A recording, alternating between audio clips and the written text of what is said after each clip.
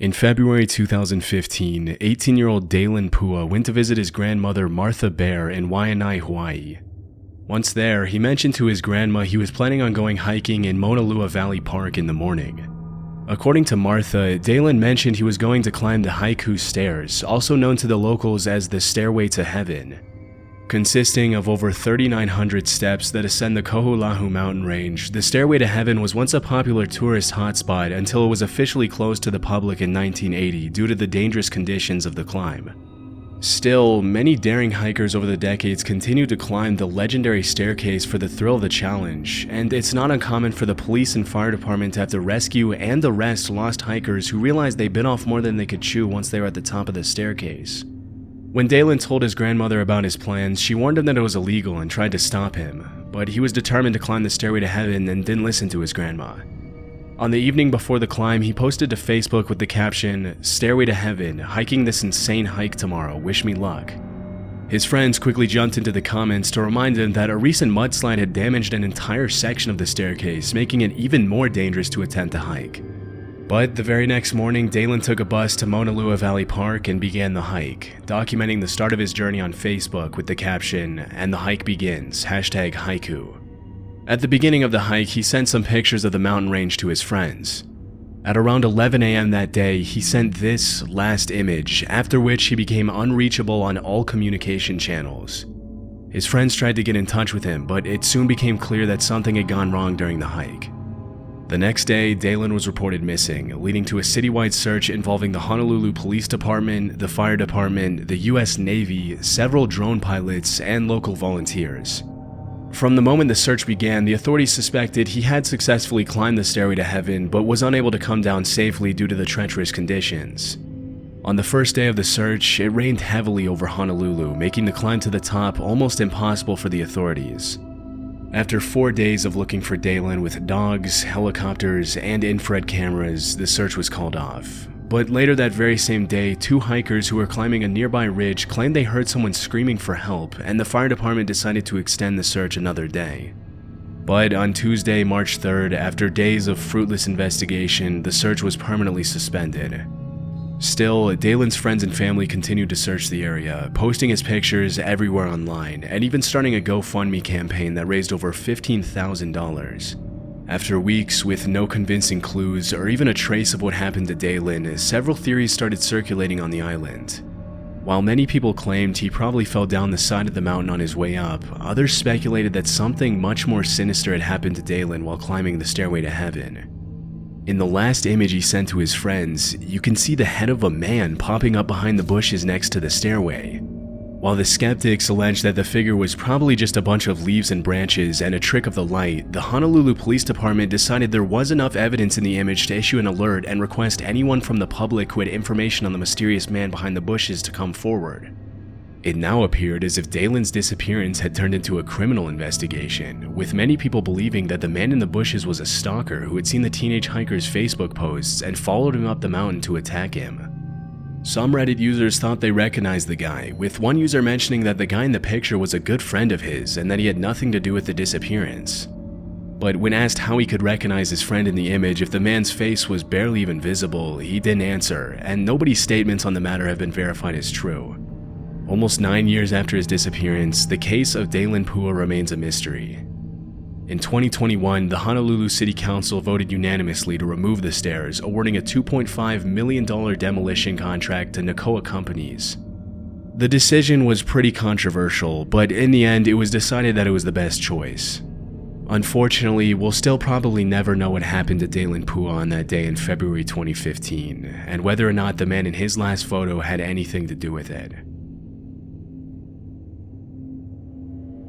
For a lot of these cases, I've always found it odd just how quickly searches get called off after dogs lose the scent of the person they're trying to track. Luckily, this video's sponsor, Scentbird, gives you a way to stand out with how you smell. Scentbird is a subscription-based fragrance service that lets you choose a new designer fragrance every month. They have over 700 different perfumes and colognes to choose from, and from reputable brands as well, like Gucci, Prada, and Versace. You're not just getting some cheap off-brand scents. I like using Scentbird because each month, for just $17, I get to choose a 30-day supply of a new designer fragrance. I'm not locked into a whole bottle if I end up deciding I don't like the scent, like I would be if I ordered a bottle somewhere else online. But if I do decide I like it, Scentbird makes it easy to order a full bottle on their website. This month, I tried Gold Plus by Commodity, Extra Milk by Deadcool, and Vieri by Mind Games. My personal favorite was Gold Plus by Commodity, and what I thought was cool was Scentbird provides notes on what scents specifically are found in each fragrance. This way I get a better idea of what other fragrances I might like that I can try next time to match my preferred style and preference. Use my coupon code SCARES for 55% off at Scentbird in the link in the description. That's just a little over $7 for your first month when you use my code. Available in the US and Canada, where you can start upping your scent game today. This story takes place in Sugar Land, an affluent suburb of Houston, Texas, and one of the safest cities in the US. On December 10th, 2003, Ken and Trisha Whitaker went out to dinner at Papadu Seafood Kitchen to celebrate their son Thomas's graduation from Sam Houston State University. That night, Thomas, or Bart as his friends and family called him, got a $4,000 Rolex watch as a gift from his parents. Over dinner, the family laughed, talked, and teased each other like the happy family they appeared to be on the surface. At one point during the meal, Ken asked his wife and sons to get together for a picture. The image shows Trisha and her two sons, Kevin and Thomas, smiling for the camera, and at first glance, everything seems pretty much perfect. Just after 8 p.m., the Whitaker family left the restaurant and headed back home. As they walked up the steps to their house, Bart stayed back to get something from his car, and his dad waited for him. As soon as Kevin opened the door, a man in a ski mask held up a gun and opened fire on the family. Within a few seconds, Kevin, Trisha, Kent, and Bart were lying on the floor with gunshot wounds. As soon as the shots rang out, a neighbor called 911, and even though he was injured, Bart did the same as the attacker ran out the back door. When the responding officers arrived, they found 19-year-old Kevin Whitaker dead on the floor. Trisha was immediately airlifted to the hospital, but sadly didn't survive. Miraculously, Kent survived a gunshot wound to the chest, while Bart got away with a single bullet wound to the arm. Initially, the authorities called the crime a burglary gone wrong. Suspiciously, the alleged burglar left behind the gun he used to commit the crime, but the palm print on the gun didn't yield any useful information. As it was later revealed, the gun had been taken from the Whitaker family's upstairs gun safe, which made it clear that whoever committed the gruesome crime knew the layout of the house before entering.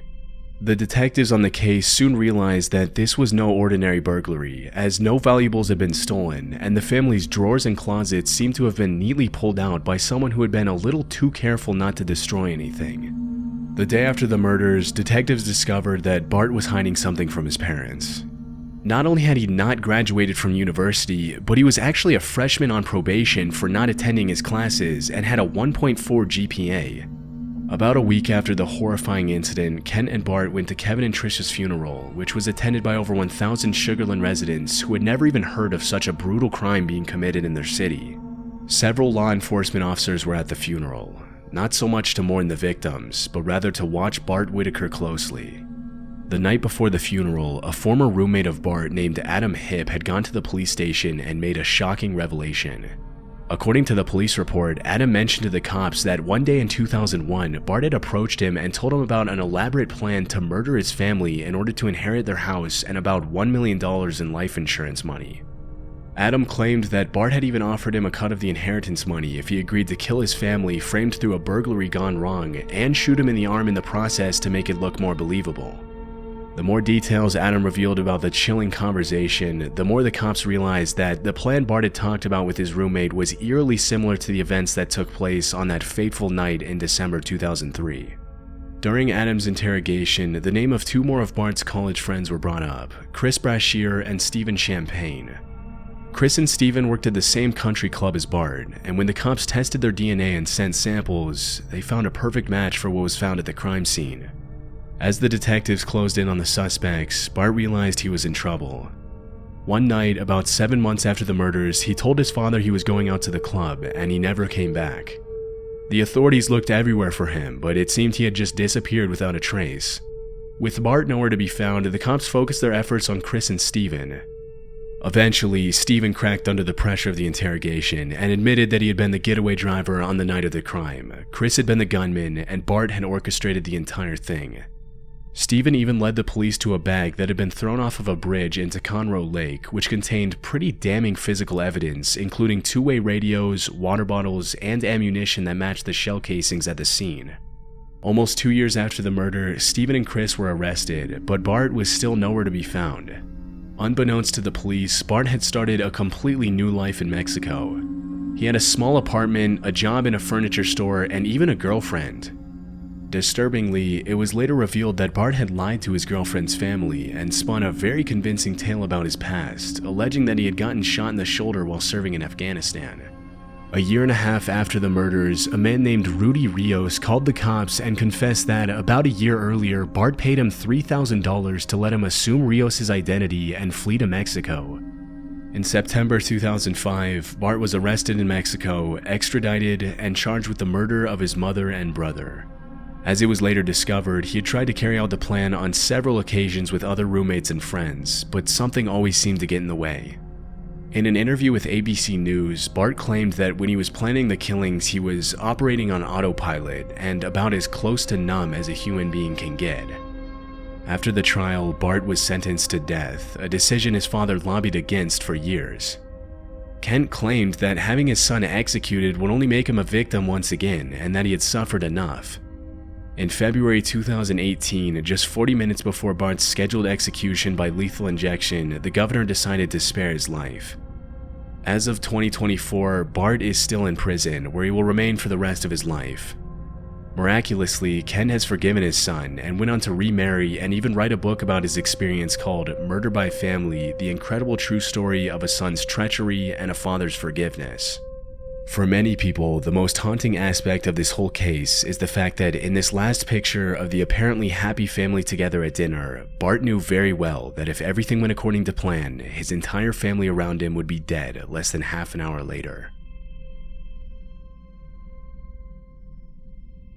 Maura Murray was born on May 4th, 1982 in Brockton, Massachusetts, and was the youngest child in a family of 7. She grew up with her siblings in Hanson, a small suburb of Massachusetts. Growing up, she was gifted athletically and academically, competing at a high school level in basketball, running, and multiple other sports. An award-winning cross-country runner, Maura graduated at the top of her class at Whitman Hanson High School, after which she decided to go to West Point and follow in her older sister's footsteps. But 2 years into West Point, she decided to transfer to the University of Massachusetts Amherst, where she went into nursing. In 2003, she did something pretty unexpected that stood out as unusual to everyone who knew her. In November of that year, she admitted to using a stolen credit card to order takeout from multiple different restaurants. Although the charges were eventually dropped thanks to her good behavior, the fraud marked the beginning of a series of incidents that completely changed the course of her life. One night, in early February 2004, Maura was working at her campus security job and decided to call her sister Kathleen. After talking about Kathleen's troubled relationship with her fiancé for a while, Maura allegedly broke down in tears at around 10:30 p.m. while still on the job. When her supervisor arrived at her desk, Maura seemed completely zoned out, just completely out of it. When asked what was wrong, she only responded with the words, "my sister." For 13 years, the details of the conversation between Maura and Kathleen remained a mystery, but in 2017, it was finally revealed what had upset Maura so much. On that evening in 2004, Kathleen had been discharged from an alcohol rehab facility, after which her fiancé had taken her to a liquor store where she unfortunately relapsed. On February 7th, 2004, Maura's father went to visit her in Amherst, and after going car shopping and to dinner with one of Maura's friends, Maura dropped him back off at his hotel. That same evening, she borrowed his car to go to a dorm party at her campus, and at 2:30 a.m. on February 8th, she smashed into a guardrail in her father's Toyota on the way back to his hotel. Even though she almost totaled the car, there are no records of sobriety testing being conducted that evening. She spent the night at the hotel with her dad, and the next morning she went back to Connecticut in a rental car. On Monday, February 9th, Maura used her computer to look for directions to Burlington, Vermont. She texted her boyfriend to tell him she loved him, and on the afternoon of Monday, February 9th, she emailed the nursing school faculty informing them that she would be away from school for a while due to a death in her family. But it was later revealed that nobody had died in her family. That same afternoon, she texted her boyfriend again, promising him that they would talk later, and made some phone calls to rent an apartment in Vermont. At around 3:30 p.m., she drove away from her school's campus in her black Saturn sedan, which she had stuffed with clothes, textbooks, and toiletries. 10 minutes later, she withdrew about $300 from an ATM, which is where this image taken from the ATM security camera was captured, the final image ever taken of Maura Murray. After this, she bought $40 worth of alcohol at a nearby liquor store and got back in her car to drive away from Amherst. A little after 4 p.m., she checked her voicemail, and that was the last time she used her phone. Shortly after 7 p.m., a Woodsville, New Hampshire resident called the cops to inform them of a car accident on a sharp turn on the highway near her house. She claimed in the 911 call that she saw a glowing light inside the car, possibly from a cell phone. A few minutes later, a school bus driver drove past the car and saw a young woman walking next to it. She didn't seem to be injured, and when he asked her if she wanted him to call the police, she claimed she had already called AAA, but records show she never made that call. At 7:43 p.m., the bus driver called the cops anyway, and this is where things started to get a little strange. Another Woodsville resident driving home from work claimed she saw a police car parked right in front of Maura's car at about 7:37 p.m. She claimed she didn't see anyone inside the car and continued home. Strangely, this statement contradicts the police department log, which mentions the cops arrived at the scene at about 7:46 p.m. According to the police department, when an officer with the Harborville Police Department arrived at the scene, he didn't see anyone inside. The car had apparently smashed against a tree on the driver's side, causing both airbags to deploy. Upon inspecting the inside of the vehicle, he found stains of red wine all over the car, as well as an empty beer bottle in the back seat. The only things missing from the vehicle were Maura's debit cards, credit cards, and cell phone, which haven't been used since that night in February 2004. Another resident returning home that night claimed he saw a woman matching Maura's description walking quickly down the side of the road, but failed to report it to the police since he didn't know she was a missing person until several weeks later. The next day, a search was launched for Maura, but the cops couldn't find any clues indicating where she could have gone. As the authorities continued searching for her, Maura was labeled as possibly suicidal, and her friends, boyfriend, and family members were interrogated. Unfortunately, even though Maura had clearly shown an intention to go to Vermont, the case was only handled by Massachusetts state authorities for 10 days after the disappearance, after which the FBI finally stepped in. But by then it was too late, and Maura had seemingly disappeared into thin air. During the investigation, several theories regarding Maura's disappearance started to emerge. Although the cops initially claimed she had been suicidal, the evidence found in her car seemed to indicate otherwise, as it seemed unlikely that a person bent on taking her own life would even bother to pack toothpaste and teeth whitener in her vehicle. It's also possible that she was so terrified of getting into serious legal trouble if she was found intoxicated at the crash site, especially after her recent credit card fraud charges, that she ran away to Canada by hitchhiking. This would also free her from the drama going on in her personal life back home, but it's pretty much impossible to confirm a theory like this. After the disappearance, Maura's father alleged that she had been abducted by a local kidnapper, while several members of the public started pointing fingers at the bus driver who had failed to stay with Maura until help arrived. Suspiciously, that same bus driver moved to Florida with his wife a few months after the incident. Still, despite the amount of theories that have surfaced for the past 20 years, authorities haven't made any significant breaks in the case, and will likely never know what happened to Maura Murray. Reynaldo Dagsa was a councilman in Manila, Philippines, who was known for cracking down on local crime, specifically gang activity during his term. On New Year's Eve 2010, the 35-year-old councilman asked his family to wake him up before midnight so he could celebrate the new year with them. Shortly before midnight, the family went out on the street to join in on the New Year's celebration with their neighbors by lighting firecrackers and counting down to midnight. At one point in the evening, Reynaldo asked his wife, mother-in-law, and daughter to pose for a picture next to their car. Just as he stepped back to take the picture, a man with a baseball cap approached the family from behind the car. Shockingly, right as he pressed the button to take the picture, the man in the baseball cap pointed a gun at him and opened fire, shooting the councilman in the chest with his .45 caliber revolver before fleeing the scene. Surrounded by the sound of fireworks, the family didn't hear the gunshot, but saw Reynaldo collapse on the street with blood flowing out of his chest. As soon as the police arrived, they rushed him to the hospital where he was unfortunately pronounced dead. However, thanks to the image in question, which was somehow taken just in time to act as perfect evidence, an arrest was made very quickly after the crime. The killer was immediately identified as Michael Gonzalez, and 2 of his accomplices were also arrested in the days following the murder. According to the victim's mother-in-law, the man in the tank top shown in the image was acting as Michael's lookout and was also arrested. It was later determined that the crime had probably been carried out as revenge, as Reynaldo had ordered the arrest of Michael and his accomplices for car theft in 2010. Apparently, the criminals were out on bail that night and decided to exact revenge before being thrown back into prison.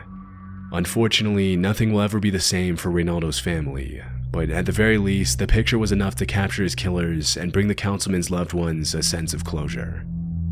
And thanks again to Scentbird for sponsoring this video. Check them out with the link in the description.